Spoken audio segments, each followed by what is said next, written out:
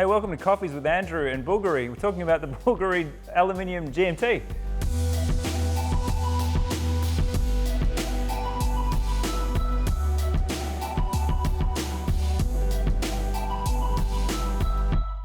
So the Bulgari Aluminium, like I've described before, is a watch that appealed to me when I did not expect it. And that all comes down to the fit and feel of the watch. Now, firstly, let's talk about the specs of this watch and why. I know you want to talk about the Pepsi part, we'll get to that, but the specs of this watch is really why this has become, strangely, one of my most worn watches of the last 12 months. And that is all about these important time and tide geek details. We have a 50mm lug to lug on this watch, which makes it super comfortable on the wrist. As you can see, the proportions of that 50mm, we talk about that being the golden zone for watches. You can see why. The proportionality is nice on the wrist.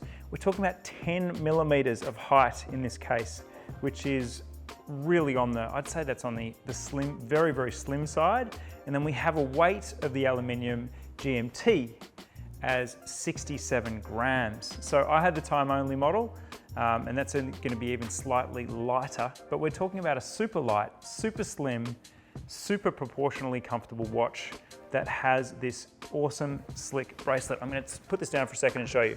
So the rubber strap is not your typical rubber strap. We have these little joints in it that flex, and what that effectively does when you put this on the wrist is it adopts the shape of your wrist. So it kind of gives you this, I don't know if you've ever worn like an Oysterflex Rolex before, but it has real shape and structure to the rubber. And what it does is it effectively becomes perfectly molded to the top of your wrist so that when you apply the back, you're sitting with a very, very snug wrist feel, and it maintains, it doesn't push the watch head off your wrist with rubber that's curved. It has this ability to shape the case to your actual flat wrist spot there. So they're all the things I love about the watch in general. They're the things that surprised me about the watch. I actually bought this watch. This is just the least expected thing when the time only came out. Let's get down to what I don't like about it. What I thought would always be a deal breaker is the branding of the Bulgari Aluminium. There's so much Bulgari on it. There's logos, there's two logos on the bezel. There's a Bulgari at the top and a Bulgari at the bottom. There's Bulgari on the dial, and then there's Bulgari on the strap. So that's overkill for me, too much. However, it's all kind of recessed into the look because it's in matte rubber. It's in a matte rubber bezel, which is a really interesting bezel material. It's sort of got a bit of texture to it.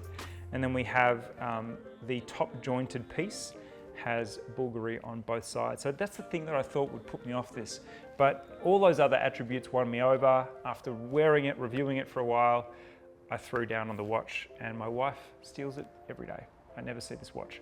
So if I bought this Pepsi GMT, I would hide it from her and make sure she didn't steal this too, because this again goes into that ungendered zone of being really comfortable on both wrists, however slim, because of these jointed pieces that give it shape and structure. I'm talking a lot because this is a new experimental segment where we introduce caffeine to Andrew, and it means there's many more words per minute. Let's talk about other attributes of this GMT. It is what we call Pepsi GMT because it has that blue and red. For the top half flange and the bottom half flange are in contrasting colors, which gives you a quick glance when you're traveling of whether it's night or day in your second time zone. At least that's the way I think about it. To me, it was always easier with a black and blue because I'd think black was night, blue was day, but I'm sure you'd work it out. The movement powering this watch is the B192 caliber, which is based on the ETA 2893/2. However, they've spec'd this watch to give it 8 more hours of power reserve. So where the 2893 is 42 hours power reserve, the B192 is 50. So you're getting more than 2 days. Overall, my thoughts and impressions are that this is, again, it won me over, and I'm kind of the last person on earth to wear a watch that's this branded because of its comfort, fit, and feel. You're not buying it for the movement.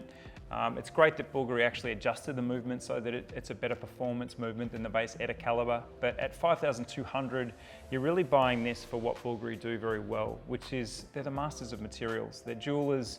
They really know how to get the best out of materials. It is an aluminium case, so it's super light. Like I said, all the specs make it an incredibly comfortable proposition. I think the Pepsi adds another element of color and pop to it. And then if I can talk about the dial for 1 second, because the dial and the flange here really come into play. The flange is really wide to show off that Pepsi color scheme, which is an interesting way to do it. Instead of doing it on the bezel, they've done it on the flange, which is pretty unique. But it's shrunk the dial right down. And this appears on wrist to be smaller to me than the time only or the chronograph because the flange has been highlighted by the contrasting color scheme. There's a red tip to the second hand, there's a GMT in red above the 6. It's a really awesome little Pepsi toned watch that, again, I think I never expected to like it. I like this one a lot too. The Bulgari Aluminium GMT is a great proposition for your next summer watch. It is at a higher price bracket than a fun watch, but being Bulgari, the quality is going to be fantastic. You're going to get a lot of years of love out of this one. Thanks for watching. Let us know what your favorite Pepsi variant is. Of course, it's probably the Rolex, but tell us in the comments.